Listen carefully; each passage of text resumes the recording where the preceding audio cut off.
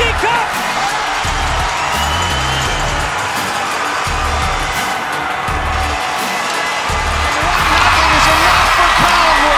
Centennial Cup champions in 2024. This is the OJHL All Access Podcast. What's happening, everybody? Thank you so much for tuning in. Once again, I am Alex Bastivansky. There's just 1 week remaining until we kick off the battle for the Buckland Cup. The playoffs are almost here. Next week, just a reminder, we'll have our first round playoff preview show where we will break down each and every series taking place.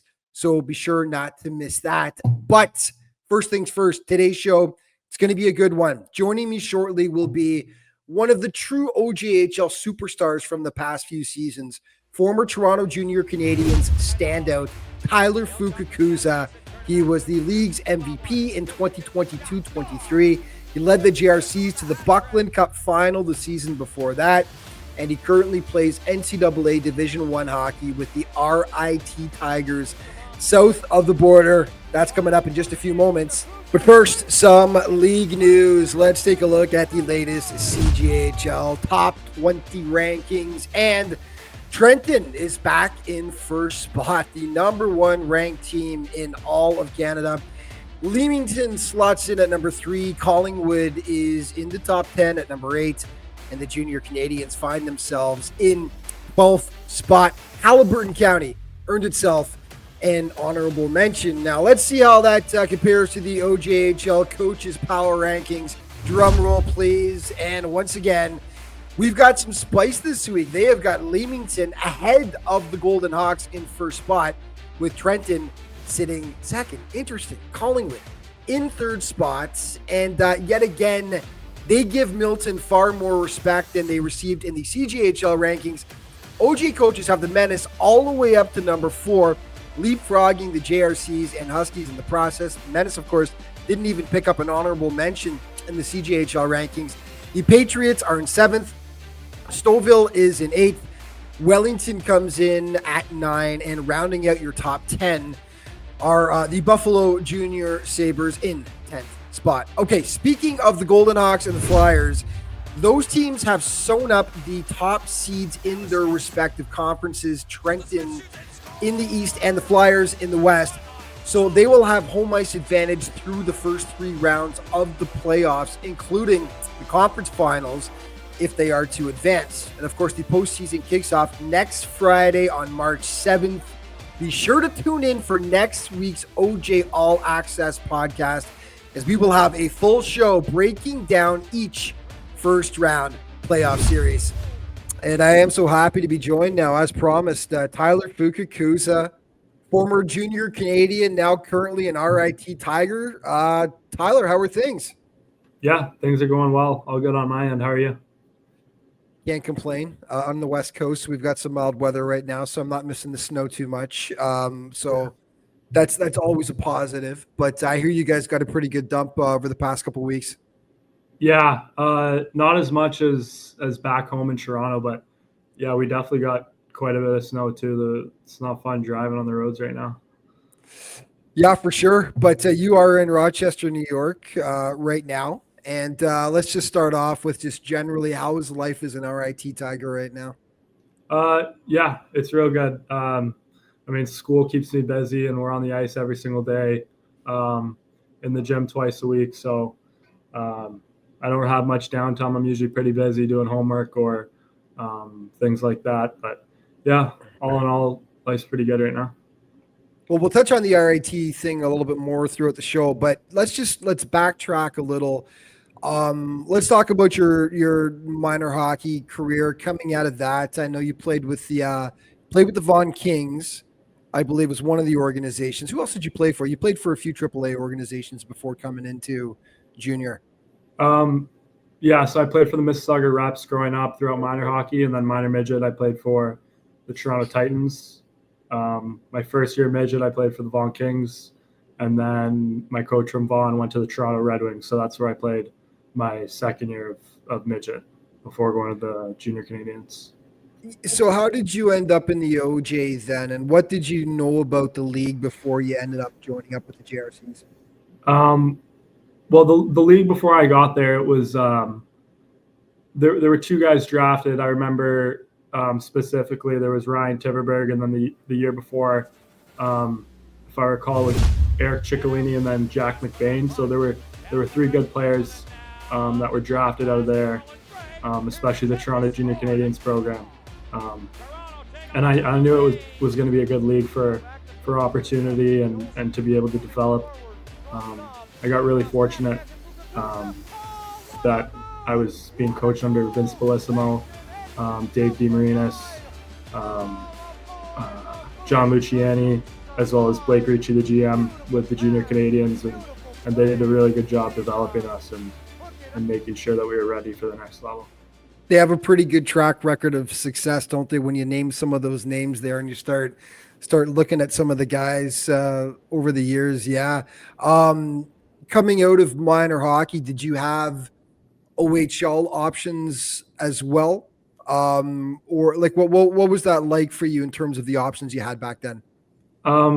Yeah, out of minor midget, I didn't really have the strongest year and wasn't really happy with myself after that year. So I didn't really expect myself to have any OHL options after that. But yeah, I kept working hard throughout midget, and there was a midget draft as well, but nothing ended up coming out of that. But yeah, I mean, everybody's route's different, and mine wasn't through the OHL, so I'm okay. Right. You mentioned to me before we actually started the podcast when we chit-chatted that you were a little bit of a late bloomer. Yeah. Yeah. Yeah. So go ahead. Sorry. Yeah, I was a late bloomer. I was I think 5'2" and 115 pounds soaking wet in minor midget. It's a little small even for the OJ. Never mind the OHL. Yeah. Yeah. So I'm happy that I was able to put on a little bit of size here. Yeah. And then you joined the JRCs for the 2021-22 season. How did you end up with the JRCs though? Was there a connection there? I know you knew about the history of some of the players getting drafted, but what was your connection to the JRCs? How did that happen? Well, I actually ended up signing out of the Toronto Red Wings program when I played there for midget. I signed with the Brantford 99ers, and that's who I was skating with throughout COVID. And it just so happened that Vince Bellissimo, Blake Ricci reached out to me and said that they were willing to trade for me. And I think it was in a three-way deal. I don't know. There was a lot going on there. But yeah, I didn't really get to pick JRC. They traded for me. But I'm extremely fortunate that they brought me in there and developed me as a player and as a person, because I don't think I'd be where I am today without them. With all due respect, I don't know who was involved in that trade, but I have a feeling the JRCs are pretty happy and assume that they won that trade. So pretty good haul coming back the way. I mean, the very first season, what was it, 88 points as a rookie that you put up with the JRCs, which is phenomenal. You led the team in scoring in your rookie season. But, I mean, obviously it's a big jump from minor hockey to playing Junior A. What were some of the big adjustments that you had to make in order to get into that starting lineup and excel the way you did with the Junior Canadiens? I think the biggest thing for me was right when I came to the team, it was Vince always harped on us about number one, habits and making sure that you're paying attention to details in practice and making sure that you're going full speed in whatever you're doing. And then just conducting yourself like a pro around the rink, outside of the rink, and doing that long term really helps you develop as a player. And with that comes preparation, and then confidence follows. So I think that was just a good recipe for success, and he taught that to us really well. Did you have a growth spurt in between your last year of minor hockey and playing your first game for the JRCs finally? Because you said you were around 5'2" in your last year of minor hockey. What did you check in at when you started playing with the JRCs in the fall? Yeah, so minor, when I said I was 5'2", that was minor midget, so I was 16 years old. Okay, right. My first year playing with JRC was the year after COVID, and I was 19 years old. So there was a big gap there. But I think I was, I want to say I was like 5'8", 5'9", and 160 pounds maybe. So hence why you're alive to tell the tale right now. yeah, Because at 5'2" and 120 pounds, that would have been kind of frightening. So yeah, no, that makes sense. Yeah, because you were 19 when you jumped into the league. That first season, let's talk about before we get to what went down later on in the season, but talk about that team that you guys had. I mean, yeah, we've talked about a lot of talent that the GRCs have, but you guys had a heck of a team. A lot of talent on that squad. Of course, you did go all the way to the Buckland Cup final. Matt Wild, your current teammate with RIT, was on that squad as well. Talk about the chemistry that you guys had and just the talent on that team in general. Yeah, I mean, I knew Matt growing up, just playing against him the whole time. But yeah, when we started playing together, it was instant chemistry right away. We started clicking, and yeah, I'm really happy that I was able to develop that with him. And we had a lot of older guys on the team that year. I think it was, I'm not exactly sure how many, but there was around 15 2002s. So 19-year-olds playing on the team at the time. We had a great captain returning in Liam Fedak, who showed us how to properly conduct ourselves around the rink, and he was a really good guy. Kept the room really tight. So I think a combination of everything of that, it worked out good, and it was a good recipe for success. You got to do something in your very first season, which not everybody gets to have. You got to go all the way to a final. We'll get to that final game in a second, but you guys had an incredible run that season. Talk about what it was like to be a part of that, and the way that team came together, because you guys were favored. You were pretty much the number one team in the league that year. It all came together for you guys. Just talk about that run you guys had all season. Yeah, I mean, I think it was just a lot of fun, right? We went to the rink every single day and went to work, trying to get better, and really honed into the details of the game. And once you start winning, it feels like you're never going to lose again. But yeah, I think we went on a good streak of winning games there for a bit, and we were confident going into the playoffs. So you make it to the final.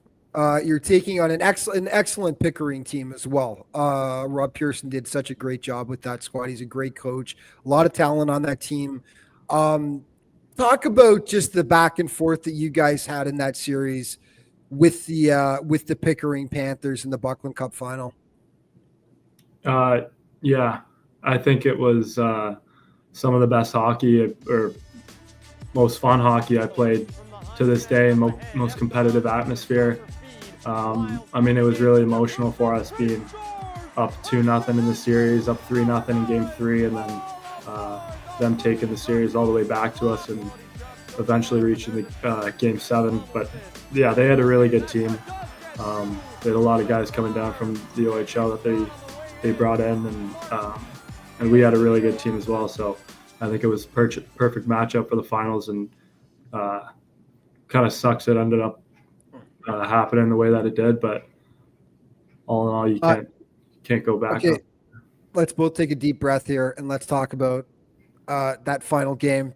Okay, so game 7, just the range of emotions that you guys are feeling, obviously, like all the stuff you talked about that led up to that final game.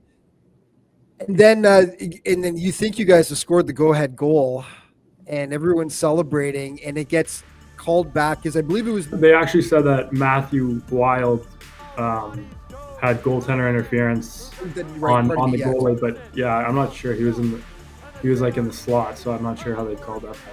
So you disagreed with that call. It would be safe to say everyone on the team. You could say that. Yeah, you could say that I'm biased. I know it was a big talking point throughout the league. Obviously, fans and non-fans of both teams talking about whether it should have been or not. And then, I mean, it's so tough. I mean, Pickering scores in the final few seconds, like final minutes, basically. Obviously disheartening stuff, but just talk about afterwards and what the coaches said to you guys and what that was like. Having to go through that after coming so close. And I mean, not everyone gets that close. You guys had a fantastic team, obviously, but talk about just like going from the highest of highs and then having to deal with that. I mean, yeah, I think we played well all game, and we scored that go-ahead goal to, for us to be up. I think it was 4-3 with around 10 minutes left, and then they scored with 39 seconds left to end up winning the game. So it kind of feels like we got robbed a little bit, and our coaches didn't really have anything to say to us. It was pretty quiet in the room after. We were all pretty emotional. But we know that they were extremely proud of us, and they believe that we should have been up there on the ice holding up the trophy. And I think everybody in the room believed it as well. We were all pretty disappointed. Yeah, no question. I mean, yeah, it must have been tough, no question about it. But you guys you had a fantastic season. The next year, you come back and you definitely. I mean, you had a great first season. The second season, you just knocked it out of the park. 105 points to lead the league. OJHL MVP, OHA Player of the Year, CJHL MVP finalist. Just talk about that second year. Not as good of a run the second year in terms of in the playoffs, but just talk about that second year and how, I mean, did the play just sort of seem to slow down for you just a little bit in terms of, the way that you saw things on the ice? Yeah, I guess you could say that. I mean, the whole year we were really hungry to get back to that same position that we got, that we were in the year before, and we wanted to build on that. And I think that kind of reflected the way I was playing a little. I was determined, and I knew I needed to take on a little bit of a bigger role as well. And things were just really clicking for me. I got hot. So, yeah, playing on a line with Matthew Wild and Owen Say helped a lot too. When you give Matty the puck, he almost always seems to find the back of the net. So, yeah, no, you guys had insane chemistry. So, looking back at your time in the OJHL, I mean, is it something that you would recommend for other young players as a developmental path to take? Yeah, 100%. I think the OJHL gave me a lot of opportunity to be able to develop as a player and as a person, especially for me while living at home still. I think it was big to have my parents' support around me the whole time. And I think there's a lot of opportunity to be had to help develop and move each player on to the next level. If you look back at your time in the OJHL, what's your absolute favorite memory? Is it possible to pinpoint one? I mean, I always think back to that playoff run in my 20-year-old year. As much as it didn't work out, and we ended up losing in Game 7, I think that was the most fun year of hockey that I've ever had, and I just wish things were a little bit different, and we ended up winning it. But all in all, the journey to get there was really special. So, RIT comes along, and why did you choose RIT? What was attractive to you about the Tigers program? I mean, first of all, when I started talking to Brian Hills and Wayne Wilson and David Salako, it felt like they really connected with me on a personal level. They were really interested as me and as a player, and loved my game, as well as a person too. And they're great people. And then just the championship atmosphere and that we built here at RIT and years prior. I think it was an easy decision, especially being so close to home as well. It's only 2.5 hours away from Toronto, so my parents can come watch me play every single weekend. The corner crew is amazing too. They cheer their asses off every single night. The student section. Yeah. Are you and Matt paired together on the team as well? On a line together? Yeah. Me and Maddie are still playing together. We're on. I think this is our 5th season playing together, and then we got Christian Catalano on our line as well. Ridiculous! That's awesome. Yeah. Mm-hmm. Yeah. RIT's always been a big spot for OJ guys. So it's I think pretty cool. It's it's an easy sell for them. It's close by, and there's a lot of talent that comes out of the OJHL too. So For sure, perfect. Yeah. So for any players, Tyler, that are looking to further their hockey career, what advice would you give to them in terms of steps to take? And also, I mean, academics obviously something you've got to look at as well, because there's many options now. Now it's also kids have a chance to go major junior as well, and then also go NCAA. But what advice would you give to young players about to further their hockey career in terms of the things that they should really be focused on? I would honestly say you got to take it day by day. And that's when you make the most progress, is just trying to get just a little bit better every single day. And everybody has a different path, right? There's not one route that you need to take, and that's the way you got to get to the next level. Everyone takes a different route to get there, and sometimes it takes other people a little longer. Some people develop a little bit quicker, but if you're working hard every single day and trying to get better every single day, it'll all work out in the end. Well, Tyler, you were a lot of fun to watch in the OJ for those couple of seasons, and really glad to see you're having continued success down at RIT. Good luck the rest of the season, and say hi to Matt and the rest of the OJ boys that are on the Tigers, okay? Yeah, of course I will. Thank you for having me on, Alex. Okay, Tyler, take care. Yeah, you too. Have a good one. And that is going to wrap things up for today. Huge thank you to Tyler once again for taking the time to be on the show today. Just a reminder, next week's show will be our very last one before the playoffs begin. So we will have our first round playoff preview show for you, breaking down every single series taking place in the first round with some special guests on the program all throughout the rest of the regular season, though the 1 week that remains, and of course into the postseason. You can stay up to date with everything that's going on by checking out the league's official social media outlets. Thanks so much for watching today. We'll see you next week.